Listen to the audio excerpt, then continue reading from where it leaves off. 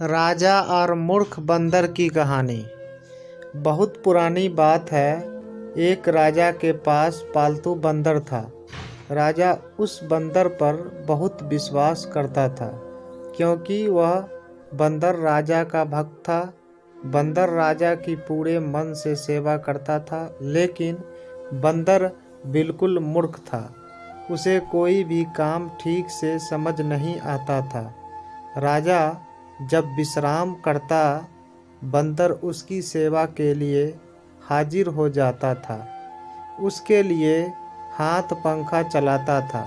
एक दिन की बात है, जब राजा सो रहा था और बंदर उसके लिए पंखा झल रहा था, तभी एक मक्खी भिनभिनाते हुए राजा के ऊपर आकर बैठ जाती है। बंदर उस मक्खी को पंखे से बार बार भागने की कोशिश करता है, लेकिन मक्खी उड़कर कभी राजा की छाती पर, कभी सिर पर, तो कभी जांघ पर जाकर बैठ जाती थी। मूर्ख बंदर काफी समय तक ऐसे ही मक्खी को भगाने की कोशिश करता रहा, लेकिन मक्खी वहां से जाने का नाम ही नहीं ले रही थी। यह देखकर बंदर को क्रोध आ जाता है और वह पंखा छोड़कर तलवार निकाल लेता है। जब मक्खी राजा के माथे पर बैठती है, तो बंदर तलवार लेकर राजा की छाती पर चढ़ जाता है। यह देखकर राजा काफी डर जाता है।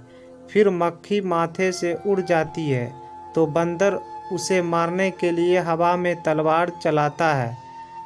इसके बाद मक्खी राजा के सिर पर जाकर बैठ जाती है, तो बंदर के तलवार से राजा के बाल कट जाते हैं, और जब मूंछ पर बैठती है तो मूंछ कट जाती है। यह देखकर राजा कमरे से जान बचाकर भागता है और बंदर तलवार लेकर उसके पीछे भागता है। इससे पूरे महल में उथल पुथल मच जाती है। इस कहानी से सीख यह मिलती है कि किसी मूर्ख को ऐसा काम न सौंपे जो बाद में आपके लिए खतरा उत्पन्न कर दे।